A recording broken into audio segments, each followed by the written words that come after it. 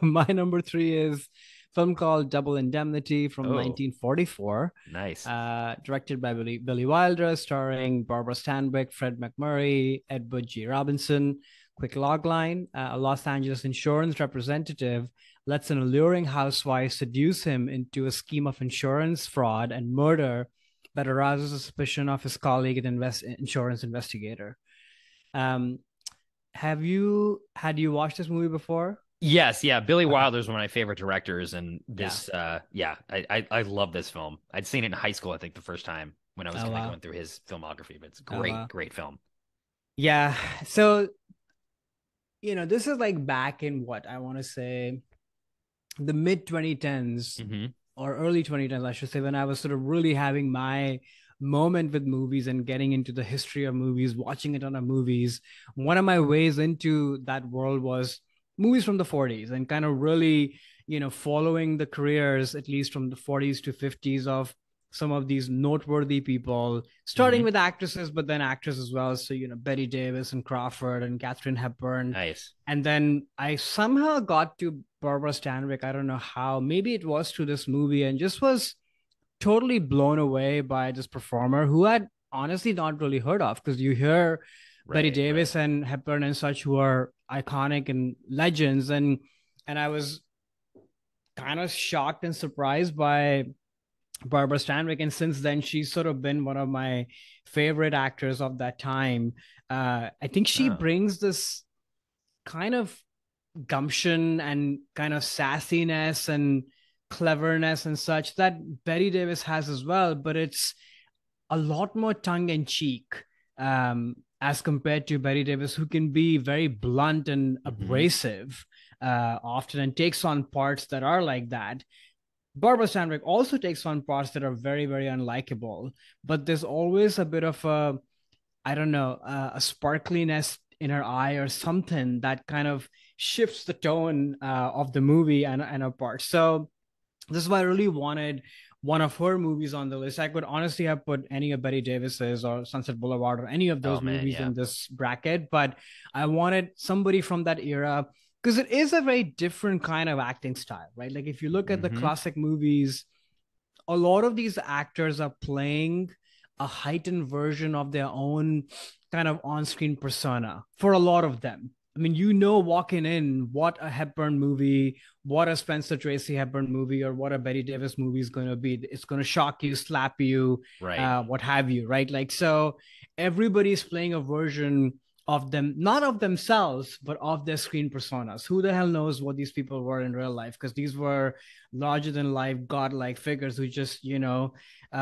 graced the earth we walk on Oscar Right. night or on the movie pages, right? Like we Right. didn't have access to their lives a whole bunch at that time, as I see it.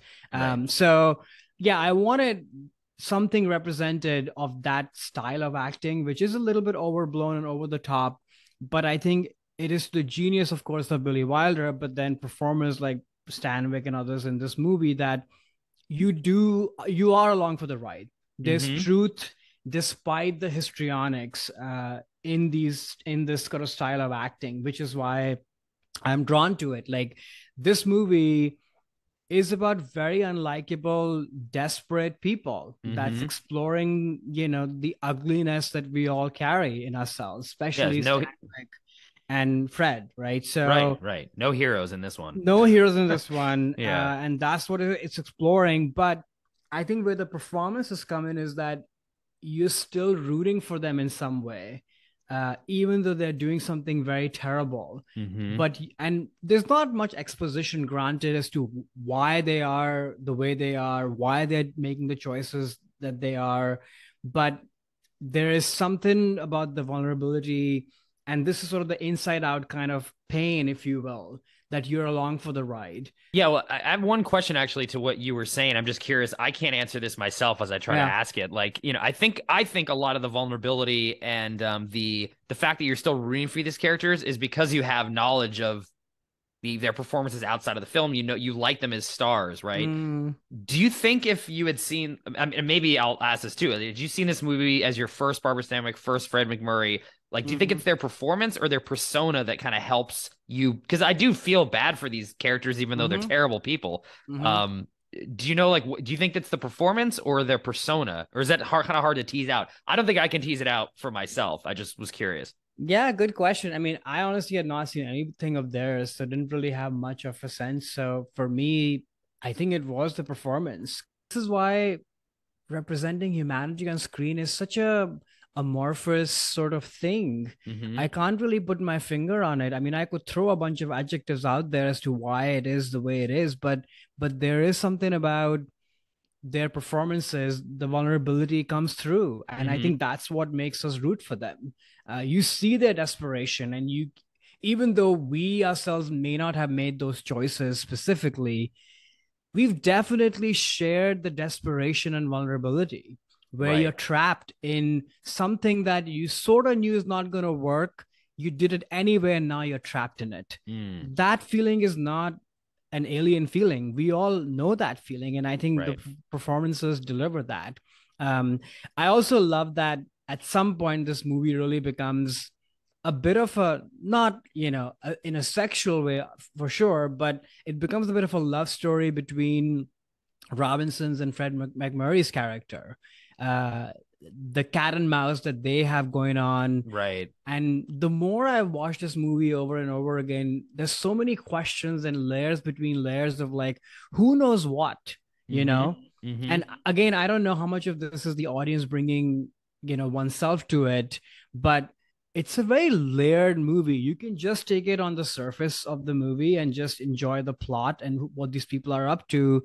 But if you go back and watch it, you start to see like really subtle things on the actors' faces that kind of make you think, did you already know this? Hmm. And there's a lot of that's sort of beneath the surface stuff that's constantly at play. I don't know if you caught that. No, definitely. This is a film, like I said, I saw in when I was a teenager. I'd known Fred McMurray from the sitcom My Three Sons as like the Oh fun yeah. dad. So it was interesting to seeing him in another kind of more darker role. Mm, But for me, as again, someone who at this point especially wasn't paying attention to performances, this is the first film noir movie. And a lot of mm, what Billy Wilder was doing with the mise en scène, the lighting, mm, the camera angles, that is what I identify mm, with this movie and why I love it so much. And in this rewatch, knowing that you were putting this forward as an acting, I paid for probably the first time, I think, very close attention to the acting of mm. Fred McMurray and Stanwyck. And I definitely caught the things that you're talking about. Like I think, I don't want to say distracted because the movie has a lot of different parts to it, but I was Right. paying so much more attention and appreciating a lot of what Billy Wilder and the cinematographer, et cetera, was doing with this film because it was so groundbreaking in these techniques that I skipped over the acting, and it was great to kind of go back this time and really look at the performances. And yeah, it is classical acting, like you said, and I think some people do find that as a barrier to like liking these films, which I understand. I've never really had Yeah. that issue. I've been totally Same. fine with this classical style, but it is very different and just very interesting to look at how they're using the pre kind of method acting, pre Marlon Brando Right. acting style, but still giving the same amount of emotion and pathos that a Marlon Brando or a Pacino or De Niro would give 20 or 30 years later. It's still there. It's just expressed in different ways. And it was great to pay attention to that upon this rewatch. Yeah, I'm glad to hear it. Like that whole introduction scene between the two of them, Incredible. when incredible, I those love that. lines and the way they're delivered. And even though it's classical style of acting, the more I watch this movie, it sort of feels so effortless because Hmm. they're not like underlining those, that kind of sexual innuendo filled back and forth that's happening. Is delivered actually very, very plainly. Hmm. But what is at display is the looks and the glances and all of it, which you, and that's the thing which then always makes me wonder that had these people perhaps even met before, because there is Mm. this sort of weird otherworldly connection that's going on between them, or has she been on this hunt for a while, that Yeah. somebody like this has walked in before and she's kind of perfected, at least in her mind, what is the criteria of the person that she's going to go at to kind of, make them an accomplice. So to I the don't murder know. of her husband. Right. Exactly. Yeah. I mean, I think the one thing that was definitely true, like you're saying, is the sexual chemistry and tension between those two actors, especially in that scene. It's just amazing what they can get across in how they're, the lines aren't, it's not really, it's between the lines. And it's even kind of like between the performances, like you said, too. It's not very overtly, sexual, but you definitely feel that when you're watching that scene of like that there's that connection and that heat between those two people. And it's down to their performances. Yeah, it's 5 minutes. Not even that, actually. Exactly. Hey there, it's Alex. If you like the review and discussion Karan and I just had, make sure you subscribe to our channel, Movies That Shaped Us, to get full episodes. Every other Wednesday, Karan and I cover a topic around important people, places, events, and moments in our lives, and then explore it through 3 of our favorite movies. Subscribe right now, or follow our podcast on Spotify or Apple Podcasts via the link in the description below. Hope you join us for the journey.